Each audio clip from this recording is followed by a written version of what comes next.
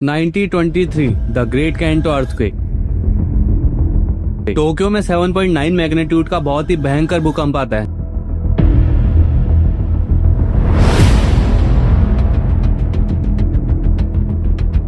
जिसके कारण 1,40,000 से भी ज्यादा लोग मर जाते हैं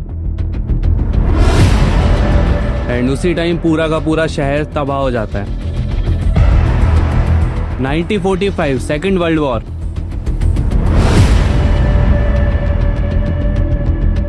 सेकेंड वर्ल्ड वॉर के दौरान टोक्यो में भारी फायर बॉम्बिंग होती है।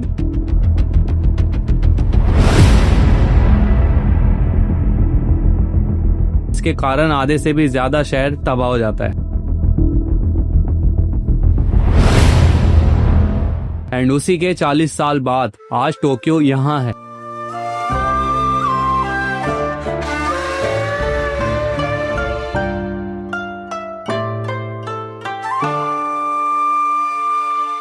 उसके बाद भी अगर आप टोक्यो को देखोगे तो एक well design systematically plan city है। अगर एक वेल प्लान सिटी का परफेक्ट एग्जांपल लेना हो तो मैं उसके लिए आपको टोक्यो को प्रेफर करूंगा।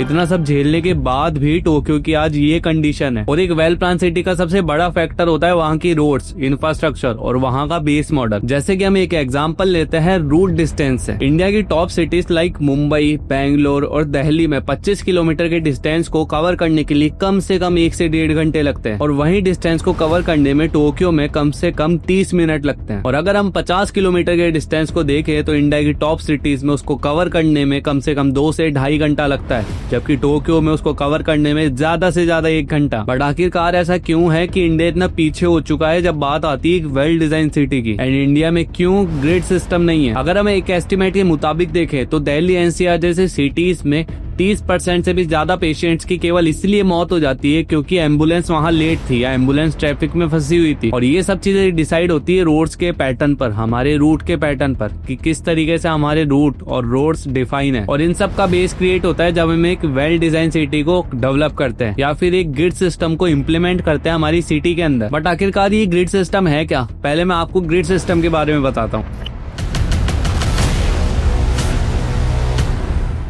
अगर आप कोई भी नॉर्थ अमेरिकन सिटी का सैटेलाइट मैप देखोगे तो वो आपको कुछ इस तरीके का दिखेगा। आपको उसमें एक यूनिफॉर्म ग्रिड पैटर्न दिखाई देगा। रोड्स एक सिस्टमेटिकली लेआउट में होती है जो कि ट्रांसपोर्टेशन और लैंड यूज को एफिशिएंट बनाता है। हर सिटी के ब्लॉक ऑलमोस्ट एक जैसे साइज के होते हैं जिससे प्लानिंग और इंफ्रास्ट्रक्चर डेवलपमेंट बहुत ही ज्यादा आसान हो जाता है। और ये ग्रिड पैटर्न सिर्फ रोड तक ही सीमित नहीं है, कॉमर्शियल, रेसिडेंशियल ऐसे एरियो में भी ये ग्रिड सिस्टम इम्प्लीमेंट होता है। और इस ग्रिड सिस्टम का एक और सबसे बड़ा एडवांटेज ये है कि इससे ट्रैफिक और ट्रांसपोर्टेशन का फ्लो स्ट्रीमलाइन हो जाता है। पब्लिक ट्रांसपोर्ट जैसे बसेस और मेट्रो सिस्टमेटिकली डिजाइन होती है अपनी सही प्लेस पर। लेकिन जब हम इंडिया की सिटीज का सैटेलाइट मैप देखते हैं तो हमको कुछ ये नजारा दिखता है जहाँ रोड्स और बिल्डिंग का कोई फिक्स पैटर्न ही नहीं है। कहीं पर रोड्स पतली और जिगजैग होती है और कहीं पर रेसिडेंशियल और कॉमर्शियल बिल्डिंग एक दूसरे के ऊपर स्टैक खड़ी होती है। इस तरीके के डेवलपमेंट से ट्रैफिक, अर्बन कॉस्ट और इंफ्रास्ट्रक्चर में काफी प्रॉब्लम आती है। अब इस पूरी चीज को समझने से पहले हम हमारी हिस्ट्री में जाते हैं कि आखिरकार ऐसा क्यों है।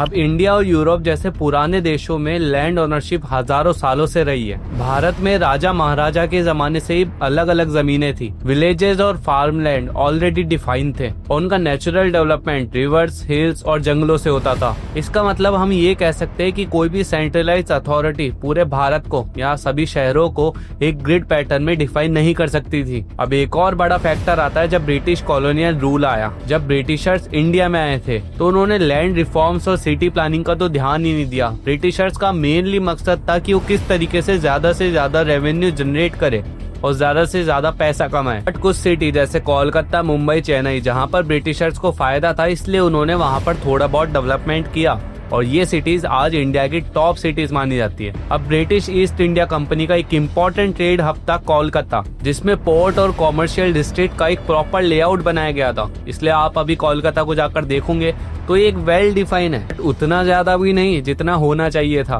वहीं मुंबई एक नेचुरल पोर्ट सिटी है जिसे ब्रिटिशर्स ने अपने मैरीटाइम ट्रेड के लिए डेवलप किया था।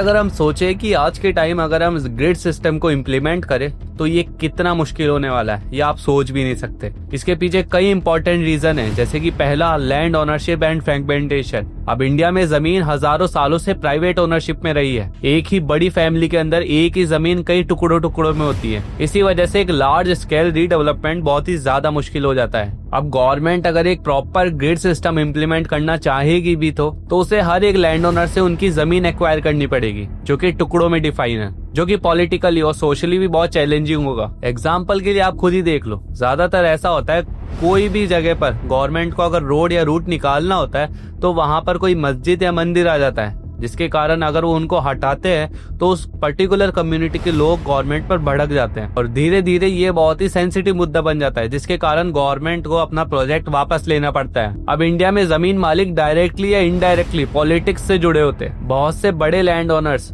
एमएलए या एमपी या फिर कोई बड़े इन्फ्लुएंशियल पॉलिटिकल फैमिली से बिलोंग करते हैं और बहुत बार ऐसा होता है कि जमीन की असली वैल्यू और गवर्नमेंट द्वारा उसके दिए गए पैसे में बहुत ही ज्यादा डिफरेंस होता है। अब वेस्ट बंगाल सरकार ने नंदीग्राम में एक स्पेशल जोन बनाने का सोचा, जिसका नाम था special economic zone. Trinamool Congress और लोकल फार्मर्स ने उसके अगेंस्ट बहुत ही बड़ा मोर्चा निकाला, क्योंकि लोग अपनी जमीन ही नहीं छोड़ना चाहते हैं। अब पुलिस फायरिंग और वायलेंस में काफी लोग मारे गए और ये मुद्दा पॉलिटिकल क्राइसिस बन गया, बट अल्टीमेटली गवर्नमेंट को ये पूरी प्लानिंग वापस लेनी पड़ी। ऐसे ही नोएडा और ग्रेटर नोएडा के बीच फार्मर्स की जमीन बिल्डर्स और बड़े प्रॉपर्टी ओनर्स को दे दी गई और जब लोकल विलेजर्स ने इसका विरोध किया तो सुप्रीम कोर्ट ने इस लैंड को इलीगल करार दे दिया, जिसके कारण बहुत से रेसिडेंशियल प्रोजेक्ट ही अटक गए। अब इसमें गवर्नमेंट की भी कई बार गलती होती है कि गवर्नमेंट अपने भाईचारे के अंदर इतनी बड़ी जमीन और बहुत ही महंगी जमीन सस्ते में दे देती है। इसका एक और रीजन है अनप्लान अर्बन ग्रोथ। अगर हम देखें तो इंडिया का अर्बनाइजेशन बहुत ही तेजी से हुआ है, लेकिन ये मोस्टली अनप्लान रहा है। जब एक गांव शहर में बदलता है तो वहाँ कोई भी सेंट्रल के बिना प्लानिंग के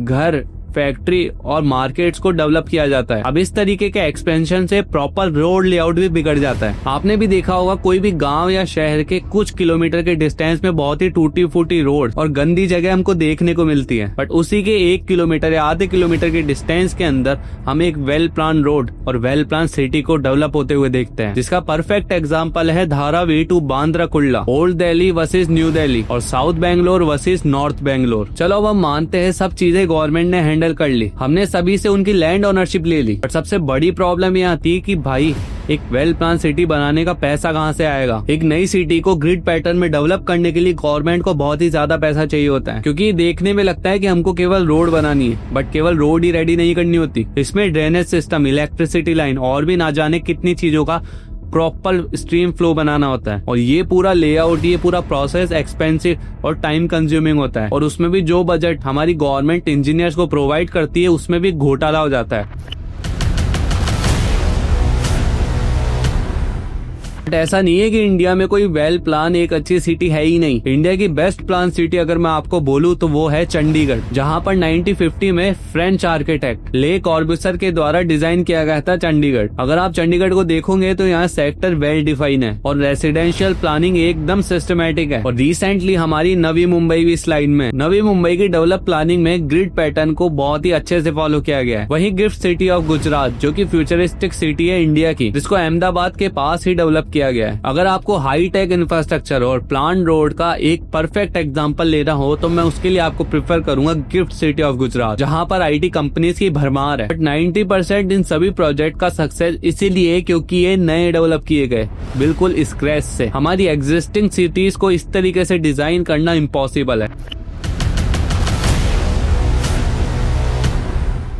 आने वाले समय में इंडिया का अर्बनाइजेशन भी बहुत ही तेजी से बढ़ने वाला है और time to time grid system को इम्प्लीमेंट करना भी और ज्यादा मुश्किल हो जाएगा। बट फिर भी इंडियन गवर्नमेंट द्वारा कुछ एफर्ट्स किए जा रहे हैं, लाइक इंडिया के 100 स्मार्ट सिटी मिशन, जिसके तहत अर्बन प्लानिंग और इंफ्रास्ट्रक्चर को बहुत ही ज्यादा स्ट्रॉन्ग किया जा रहा है। अब भोपाल में टीटी नागर रीडेवलपमेंट एक स्मार्ट और सस्टेनेबल अर्बन एरिया बनाने की कोशिश की जा रही है। और भी एग्जाम्पल है जैसे पुणे स्मार्ट सिटी, सूरत स्मार्ट सिटी। वहीं धारावी एशिया का सबसे बड़ा स्लम है और इसको हाई राइज रेसिडेंशियल टाउनशिप में कन्वर्ट किया जा रहा है। प्राइवेट डेवलपर्स और गवर्नमेंट की पार्टनरशिप के थ्रू ये पूरा प्रोजेक्ट सक्सेसफुल होने वाला है। और साउथ दिल्ली में पुराने किडावी नगर्स को modern high rise government apartment में कन्वर्ट किया जा रहा है। अब ये लाइव एग्जांपल दिखते हैं कि इंडिया में भी गवर्नमेंट के स्मार्ट सिटी मिशन चल रहे हैं and time to time India पे इंफ्रास्ट्रक्चर और अर्बन प्लानिंग इंप्रूव हो रही है। वो कहते हैं ना कि हम चुनौतियों से जीत सकते हैं बट चूतियों से नहीं। होप आज का वीडियो आपको पसंद आया होगा, इन्फॉर्मेटिव लगा होगा। वीडियो अच्छा लगे तो शेयर करना अपने दोस्तों के साथ। मिलते हैं नेक्स्ट वीडियो में।